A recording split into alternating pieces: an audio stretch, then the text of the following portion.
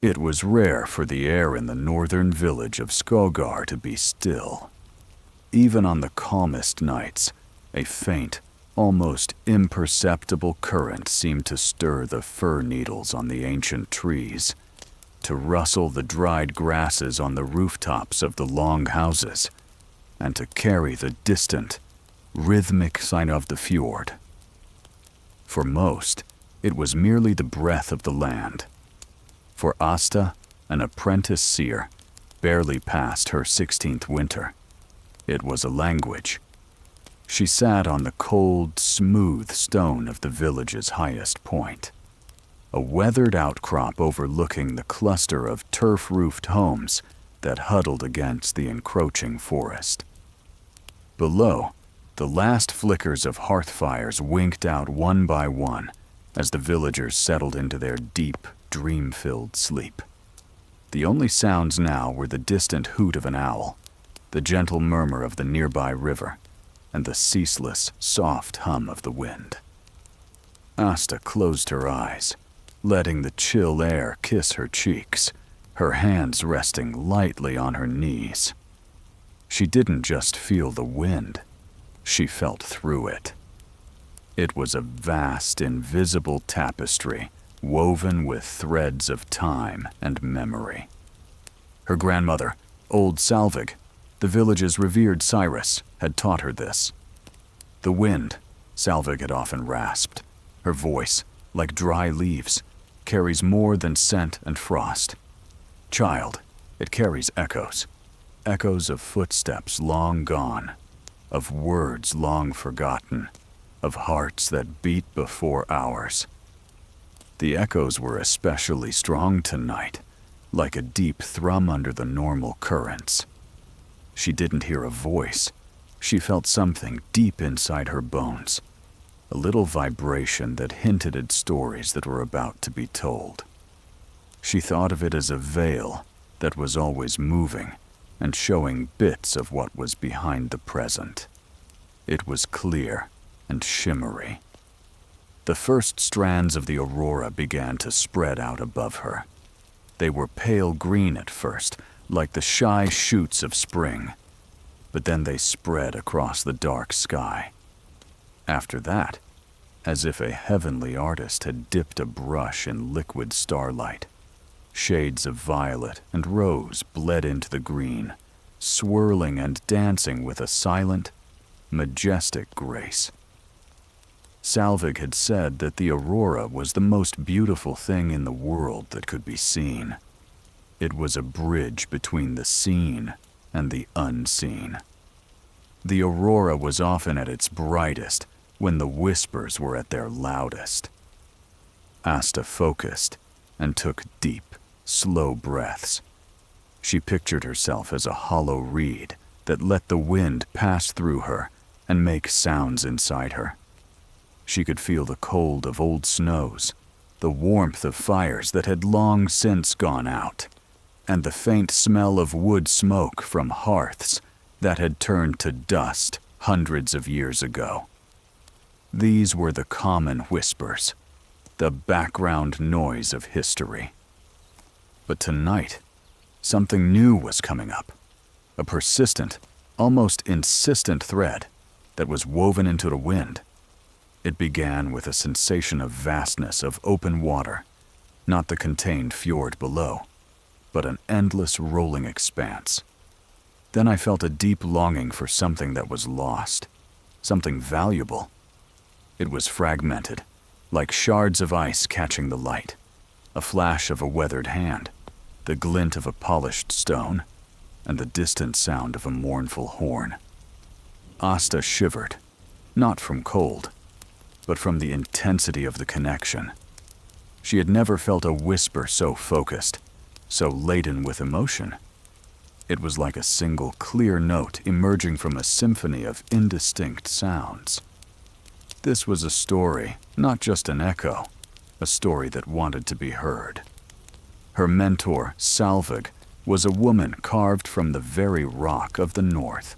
Her face was a map of wrinkles. Each line is proof of the winter that has passed and the knowledge that has been gained. Her eyes were cloudy with age, but when she looked at Asta, they were clear, as if she could see not only the girl, but also the CRS she was meant to be. Asta's journey into the world of whispers began slowly, almost without her knowing it, when she was 7 years old. Other kids were playing loudly by the river, chasing fish and skipping stones. Asta, on the other hand, would often sit quietly with her small hands around her ears and her head tilted as if she were listening to something that no one else could hear. She would talk about the colors in the air, the feelings that came from the forest, and the faint old songs that the wind carried. Thora, her mother, was a practical woman who spent her days taking care of the family's small herd of goats and weaving strong woolens. At first, she thought it was just a kid's imagination. But Salvig, her grandmother, had seen something else. Salvig took Asta in and showed her how things used to be done.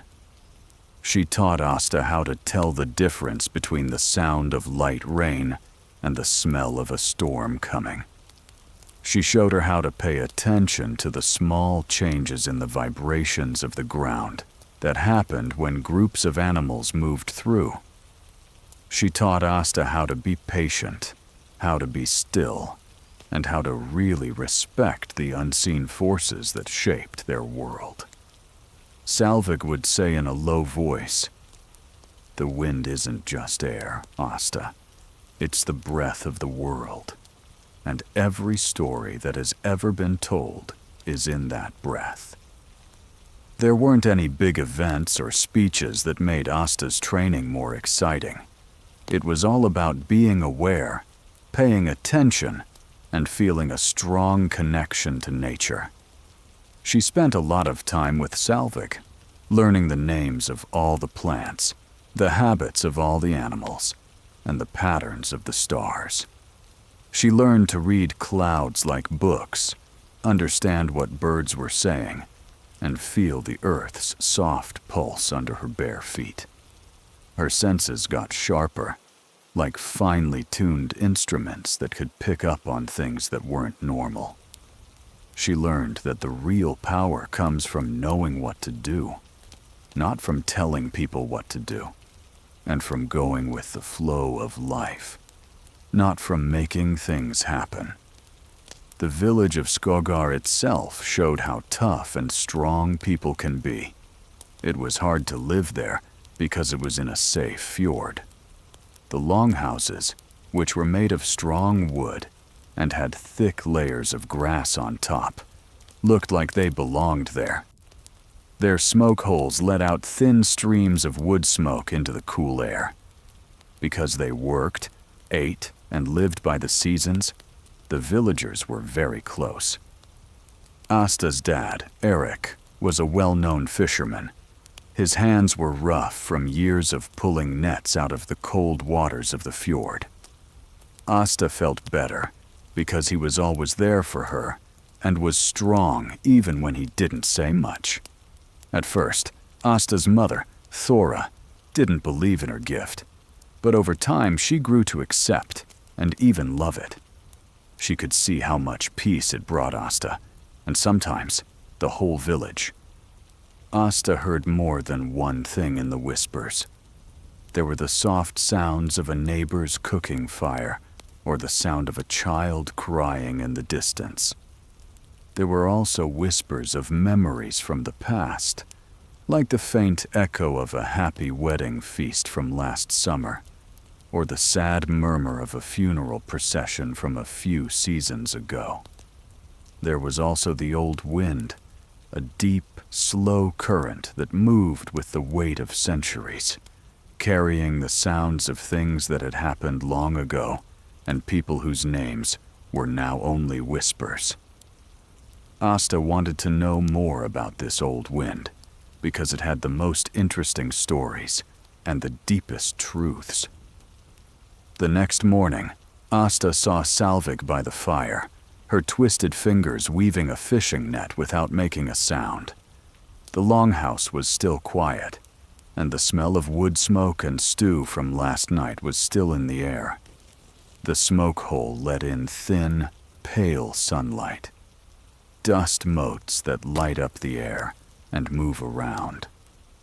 "The wind spoke to you last night, little Reed," Salvig said in a soft voice.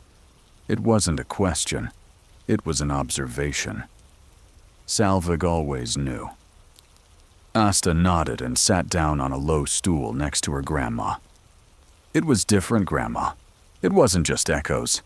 There was a horn, a sad sound, and a feeling of great distance and loss." Salvig's hands stopped weaving for a second, then they started up again. "The wind carries everything, child. Joy and sorrow, birth and death. The sea remembers, and the wind carries its memories on land." "But this felt like it was for sure," Asta said. She frowned and said, "A yearning for something precious, lost to the waters." She tried to explain how the wind made her feel like there was a huge empty space where something should have been.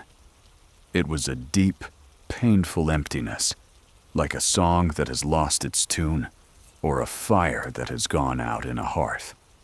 It wasn't an empty feeling in the body, it was an empty feeling in the spirit. A strong sense that something important is missing. Finally, Salvig looked at her, and their old eyes met. "The sea takes a lot, Asta. Ships, lives, and treasures. What do you think this thing is that is so valuable?" Asta shut her eyes and tried to remember the soft voice. It wasn't gold or jewels. It looked older and more important. A link or a sign, maybe. She thought about the hand that had been through a lot and the stone that had been smoothed out. A stone grandmother. A smooth, dark stone.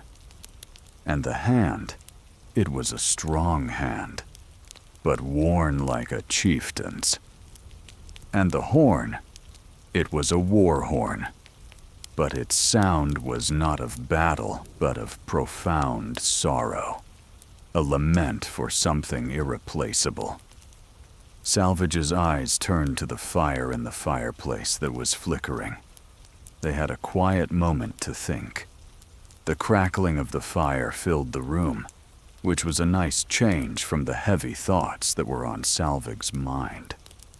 She looked like she was going through hundreds of years of memories, trying to find the thread that connected Asta's whisper to the old stories. "There are stories," she said, her voice getting lower, almost a whisper, "about the Sunstone of Aldra. It was a piece of history from before the Great Migration, when our people first came to these lands from the east. People said it was a stone that kept the sun's warmth even in the coldest winter and led our ancestors through the worst storms. Not only was it a physical light, but it also stood for hope, strength, and the spirit of our people that will never die. People said that its warmth made them less afraid and helped them think clearly. Our ancestors thought it was a gift from the sun, a piece of its eternal fire that came to earth to help them get through the long, dark winters and the dangers of their dangerous journeys." Asta's eyes got bigger. She had heard bits and pieces of these old stories before, like when her mother read her bedtime stories about faraway places and magical things, but never in such a serious way. The Stone of the Sun. But that's just a story, right? A story that kids tell each other to stay warm when it's cold outside. Salvage smiled a little, as if she had just remembered something funny from a long time ago. Legends, Asta, are often the echoes of truth that have been softened by time and made more interesting by the telling. The story goes that a big storm caused the sunstone to be lost, a storm so strong that it destroyed ships and changed the shape of coastlines. The sea took it deep down, where it would never be seen again. People said that Ralph, a wise and well-liked chieftain, was the last person to take care of it. During the last leg of the Great Migration, when our people were looking for a new home in these fjords, he brought it with him on his long ship, the Sea Serpent. As they got closer to the coast, the storm hit, which was a cruel twist of fate after such a long and hard journey. People say that Ralph held the stone up high to try to steer his fleet, but the waves were too big, and the wind was too strong. The Sea Serpent was lost, and with it, the Sunstone and many brave souls. Ralph. The name rang out in the whisper. Asta felt a shock of recognition and a tiny spark of understanding. The wind was trying to tell her this story. A stormy sea, a lost treasure, and a sad chief. It must have been Ralph's sad horn that she heard. A sound of great loss that has been heard for hundreds of years. His hand was rough, and he was holding on to the valuable stone. Asta paid more attention to what she heard for the next few days. She sat on the stone outcrop for hours, next to the loud sea and even the quiet river, trying to figure out what the wind was saying. Salvig, who was watching her, told her to be careful. Don't push the whisperers, Asta. Let them come to you. Be patient like the ice forming on the fjord. It grows slowly and quietly, but it has a lot of power. The wind doesn't tell its secrets to someone who is in a hurry. It tells them to someone who is open and willing to go with the flow of time. Asta got even better at telling the different layers of the wind apart. The wind from the sea and the nearby pine trees brought the smell of both. The sounds of axes chopping wood far away, or the barking of the village dogs playing. Then there was the wind from the past that brought back the sounds of the last harvest, the children playing by the river, and the hammering of iron at the forges, where tools and weapons were made. And under it all was the ancient wind, a slow, deep current that moved with the weight of centuries and brought the past to life. This old wind now spoke more clearly, its whispers becoming strong emotions and quick pictures. Even though they were still broken up, the whispers about the sunstone got clearer, like pieces of a mosaic slowly coming together.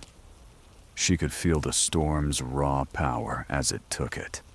The biting spray that hurt her skin, the howling wind that threatened to rip the sails from the masts, and the desperate cries of men fighting against nature's overwhelming force. She saw parts of Ralph's long ship, the Sea Serpent. It was like their own ship, but older. Its dragon was carved with more complicated weathered designs, and its holes were scarred from many trips. She could feel Ralph's pain, a deep sadness that seemed to fill the air around her. A sadness that was so deep that it was a part of time itself. He wasn't just sad that he lost something. He was heartbroken because he had lost a symbol, a piece of his people's soul, and a source of hope and identity. The sunstone wasn't just a rock. It stood for their journey, their strength, and their connection to the sun god. The memories of the land said that losing it was like a wound that never really healed. Asta began to hear these whispers, not just as sounds, but as short, vivid visions, like dreams that played out in front of her waking eyes.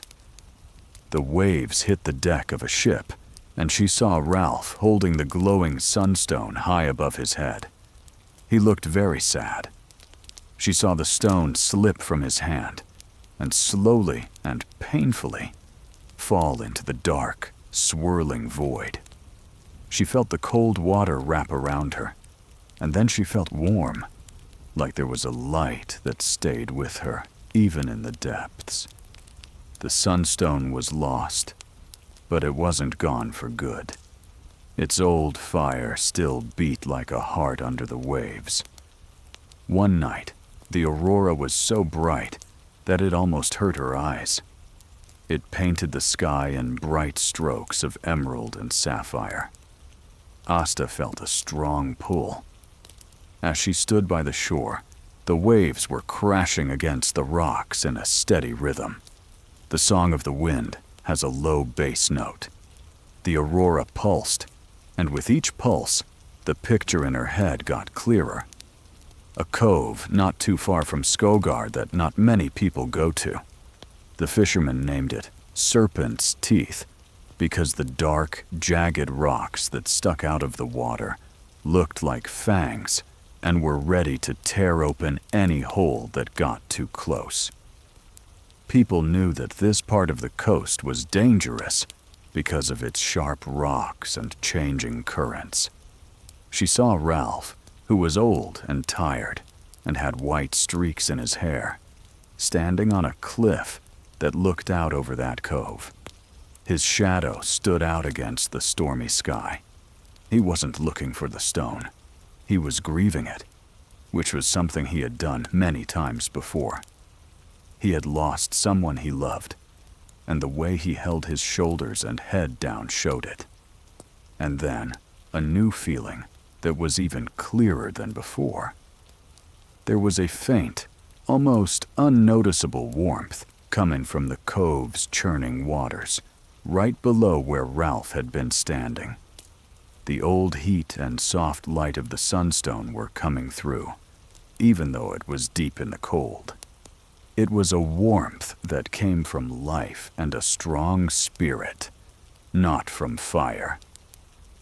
Asta ran back to Salvik, her heart racing with both fear and excitement.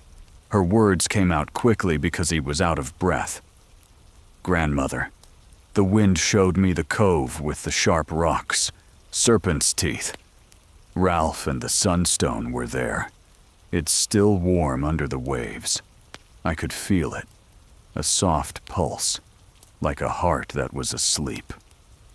Salvage listened patiently, her face unreadable and her old eyes fixed on Asta's eager face.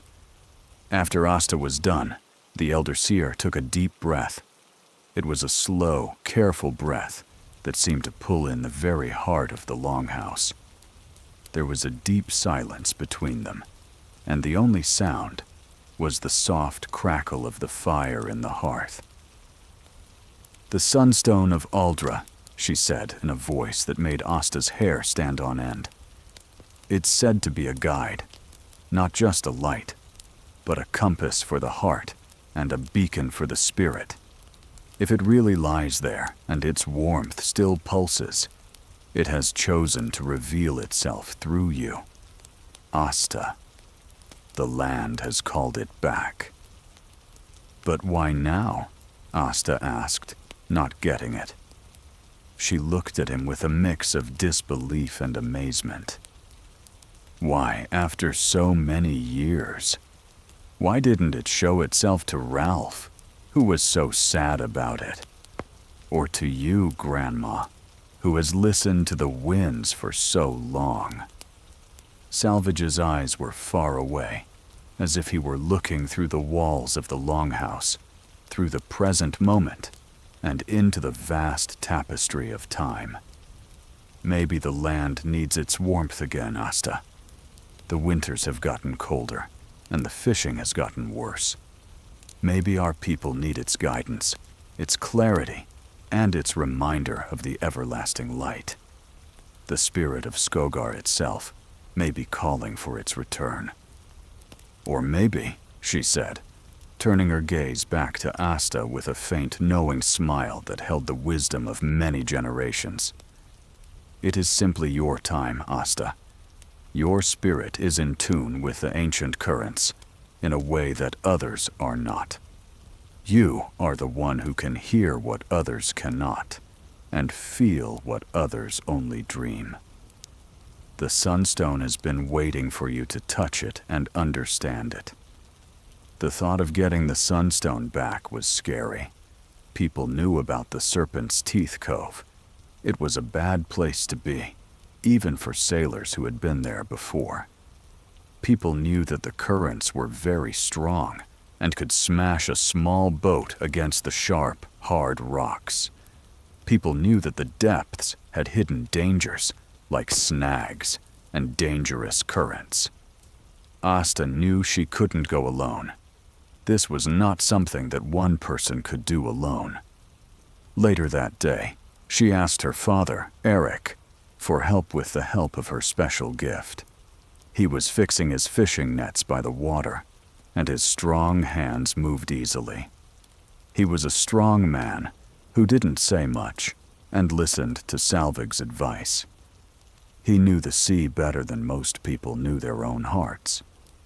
He listened to her story, and his face showed that he was thinking hard. From time to time, his eyes would wander to the cove's churning waters in the distance. He said, "The Cove of Serpent's Teeth," which is what the people who live there call it. His voice was low and serious. "Many have lost their nets there, Asta. Some have even died. Because of the worst storms, no one goes near it unless they have to." "But the wind talks about the Sunstone, Father," Asta begged, her voice serious and her eyes shining with belief. "It's calling to me. My grandmother believes it. It's not just a story. It's real, and it's waiting." Eric looked from Asta to the longhouse in the distance, where Salvig sat by the fire. Her presence was a quiet reminder of old wisdom. He had more faith in Salvig than in any map or compass. "Then it is so," he said in a calm voice. "A decision has been made. But we need a calm day, Asta. A day when the sea sleeps. And we need the strongest ropes, the sturdiest boat, and more than just us. If the Sunstone really calls, this is a job for the village." Asta heard the whispers that went around the village. Some people didn't believe the old stories or the wind's whispers, but everyone respected Eric and Salvig.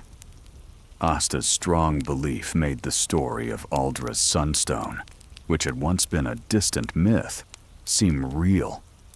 A small group of trusted villagers, mostly experienced fishermen like Eric, and a few strong, quiet warriors known for their bravery and skill with ropes, agreed to help. They got ready a small, strong boat that was known for being able to handle the waves. They put more wood in the hole, checked every seam, and got long, thick ropes of braided hemp and heavy grappling hooks that were sharp and strong. The smell of tar and excitement filled the air in the boat shed. The hardest part was the wait. The days turned into nights, and the wind, which was still whispering, didn't give any clear sign of a calm window. The sea was still rough, with waves that kept changing and a choppy surface. Asta spent her time by the water, watching the waves, feeling their power, and trying to feel the change. She learned to read the small changes in the water's surface, the way the gulls flew, their cries sharp and clear, and the clouds in the distance that hinted at changes in the weather. She was getting better at hearing the sea and the wind and how they changed. She knew that the most important thing the sea could teach her was to be patient. She would sit on the rocks for hours with her hands outstretched, feeling the small changes in the air pressure and the faint smell of rain before the clouds even came. She would shut her eyes and picture the Sunstone, its soft warmth and steady pulse, trying to bring it closer and put the sea to sleep for a while. She begged the wind for a moment of peace and a chance by talking to it, with her heart instead of words. One morning, Asta woke up to a strange silence. The air was clear and crisp, and there wasn't even a hint of a breeze. The fjord looked like glass, perfectly reflecting the pale sky before dawn. It was a mirror image of the sky. The gulls were quiet, sitting on the rocks as if they were waiting. Instead of their usual loud cries, there was an expectant silence. She ran outside with a quiet joy in her heart. The wind was gentle and brought only the smell of wet earth and distant pine, a hint of peace. The whispers had promised calm, and this was it. It was so deep that it felt like it was holy. "Today," she said to Salvik, her voice calm and sure, even though she was young. "The sea is calm, the wind is calm, and the sunstone calls." Salvage opened her eyes and smiled a little. Her eyes were warm and proud when she looked at Asta. "Go, child. The sunstone has been waiting for you." Eric and the small crew were already working on the boat. They moved quickly and quietly, with serious but determined looks on their faces and precise, practiced movements. They knew the risks, but they also felt the quiet pull of the old story that Asta's faith brought to life. Asta came along. Her little body felt both weak and strong. She wasn't a warrior, but she was the one who heard the whispers and knew how things used to be. At that moment, it was stronger than any spear or axe. The trip to Serpent's Teeth Cove was slow and careful. Eric expertly steered the boat, his eyes scanning the water and weaving through the dangerous rocks that jutted out of the water like jagged teeth, their surfaces slick with seaweed. There was a lot of silence, and the only sounds were the steady dip of the oars and the soft lapping of water against the hull. Every stroke was like a meditation, and every ripple showed how calm the sea was at the time. The air got colder as they got closer to the cove, a little chill that hinted at the depths below. Asta felt the sunstone's warmth stronger than ever as they got closer to the cove. A soft pulse beneath the waves, a soft thrum that echoed deep inside her. It was like a light that showed them the way. A hand emerged from the darkness of the cold night. "Here, Father," she said in a soft voice, as if she were praying. "It's strong here, under those dark rocks where the water is deepest." Eric looked into the clear water, but all he could see were shadows and the kelp moving. Their prize was hidden in the dark, murky depths. Asta said, "The depths are dark. We can't see it. How will we know where to throw the net?" "But I can feel its warmth," Asta said, putting her hand over the water, as if she could grab the heat that wasn't there. The energy made her fingers tingle. "It's there, a little to the left, Father, just past that big, pointed rock." She closed her eyes and let the warmth lead her to the sunstone's exact location. Finn, one of the younger guys, offered to dive. He was a good swimmer and was known for being brave and being able to hold his breath for a long time. He took a deep breath, tied a rope tightly around his waist, and jumped into the water. The calm surface moved slowly. The others watched nervously, their faces full of worry and their hands tightly gripping the rope. Time seemed to stop. They were all silent prayers. Then the rope pulled sharply, with hope. They began to carefully and slowly pull Finn back up. He came up, breathing hard, with a red face from the cold and the work. but his eyes were wide with wonder, and his face changed to one of awe. He choked out, "It's there," and pointed down into the dark water. His voice was cold and full of energy. A stone. It glows faintly like an ember, a warm heart in the cold depths. The men worked together, moving in a precise and coordinated way to lower a heavy net that was big enough to hold the stone.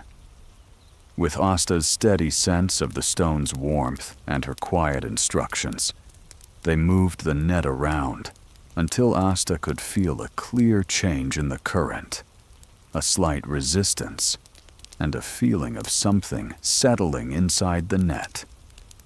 "Now," she yelled, breaking the silence. "Pull! It's there!" They all worked together to lift the net, and their muscles were sore. A dark, smooth stone slowly rose from the depths, dripping cold water. It was about the size of a man's head, black as obsidian, and the ocean currents had polished its surface for hundreds of years. There was a soft golden light inside that could only be seen when it wasn't in direct sunlight. It wasn't a bright light. It was a deep, calming light, like the last embers of a fire or the heart of a dying fire. The boat went completely quiet when the Sunstone of Aldra was brought on board. The men had seen a lot of storms and other dangers at sea, so they looked at it with both awe and respect. The little boat had a quiet strength that made it seem real. The air around the stone sparkled a little, and Asta heard the whispers get louder. This time, they weren't sad. They were happy, like a group of old voices singing a song about coming home. A soft hum of happiness replaced Ralph's sad song. They went back to Skogar as the sun slowly set and painted the sky in shades of orange and purple. It was a fiery background for their quiet win. The wind had already told them about their success. When the villagers heard about their success, they all went to the shore, where they were all curious and amazed. People in the crowd started to whisper excitedly to each other. When Eric brought the sunstone into the longhouse and held it carefully in his strong arms, the people gasped in amazement. Kids who had only heard of the sunstone in saga snooze pointed with big eyes. Elders who remembered the old stories nodded slowly, their eyes full of tears. Salvig was sitting by the fire, and the flames made her face look even older. With a shaking hand, she reached out and touched the stone. Her eyes closed, and this one sacred moment was the end of a lifetime of waiting. She let out a deep sigh, like a sound from long ago that meant relief. Burdens lifted, and prophecies coming true. "It has come back," she said with a lot of emotion in her voice. It was hard to hear because of the whispers in the crowd. "The warmth of Aldra, our ancestors' guide, has come home." People honored the sunstone by putting it on a central altar in the longhouse. It lit up the villagers' faces with a soft, golden light, turning the familiar space into a calm place of light.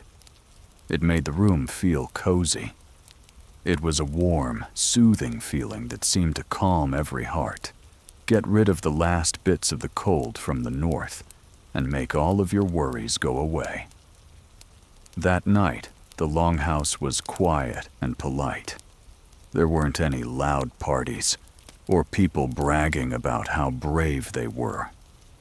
There was no loud noise, just the soft sound of people talking, the gentle crackle of the fire, and the steady pulse of the sunstone, which sounded like a heartbeat in the middle of the village.